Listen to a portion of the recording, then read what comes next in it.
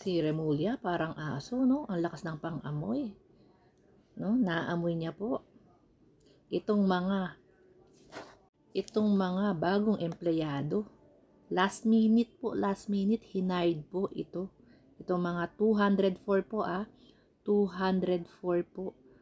Last minute, hired. Questionable po, yung biglang na-fill up yung kanilang mga aplikasyon.